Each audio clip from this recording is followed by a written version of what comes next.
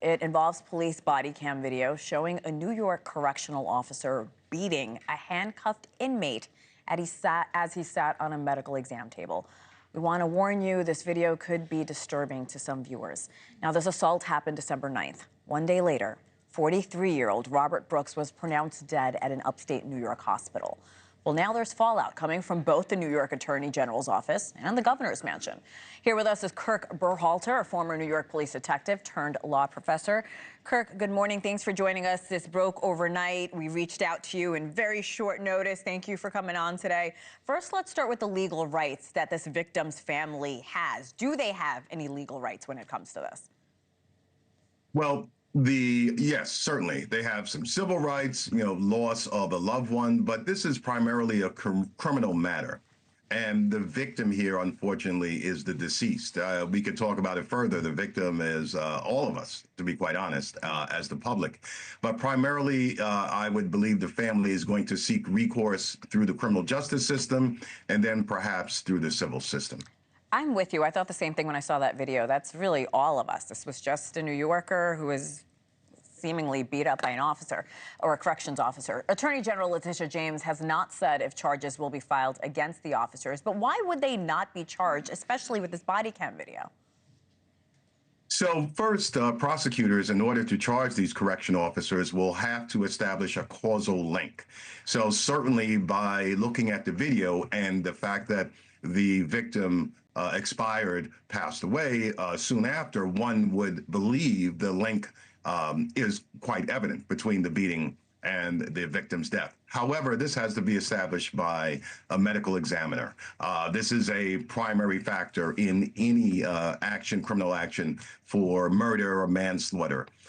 So I think that the Attorney General is correct for not getting ahead of herself yet until she's consulted with her attorneys and viewed the medical examiner's report.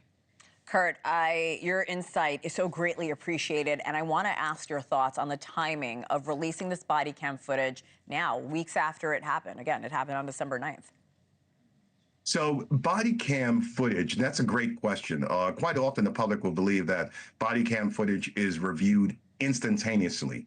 But it's not always reviewed instantaneously. It takes a couple of days. Quite often, it depends when the person who's responsible for reviewing it, number one, reviews the footage, and then it has to go up the chain of command, right? So if this particular supervisor reviews the footage, that person is not automatically going to forward it to the Attorney General. It has to go up to the chain of command, and then the Attorney General makes a decision as to whether or not to release it based on what legal action they plan to take. So it doesn't mean that they were sitting on it, doesn't mean that there was any nefarious intent given the amount of time that it took, just has to work its way through the channels. We don't have any laws in place that says body cam footage must be released in a particularized amount of time. That makes sense. Thank you for that. 4 officers involved never activated their body cameras. From your experience, was that an accident, or do you believe that could have been intentional? So it could always be an accident. And this is an issue with body cam devices. Very few of them are automatic, right? So the onus is on the police officer or the correctional officer to activate it.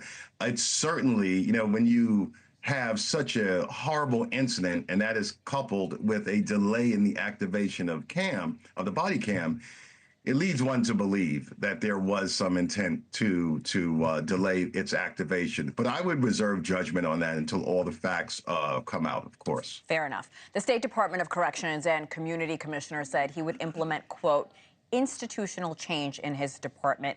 What would you like to see be done, and what could be done here, Kirk? Well, that's a very interesting question. First and foremost, all law enforcement officers, not just correctional officers, all law enforcement officers have to realize and ensure that they understand, rather, that the job of law enforcement is not to dole out punishment. That's the job of the courts, right? Police officers, their job is to deliver an offender to the court. Correctional officers, their job is to ensure that the court's sentence is carried out. So first and foremost, this must start from the beginning. That all law enforcement officers understand their role within the system. And second, there has to be zero tolerance. And leadership comes from the top, not from the bottom. Has to be zero tolerance for this type of punishment. No human being has the right, under our system of government, under our United States Constitution, under the law, to to take the onus on themselves to punish another human being physically. Thanks for watching. Go to joinnn.com to find NewsNation on your television provider. And don't forget to click the red subscribe button below to get more of NewsNation's fact-driven, unbiased coverage.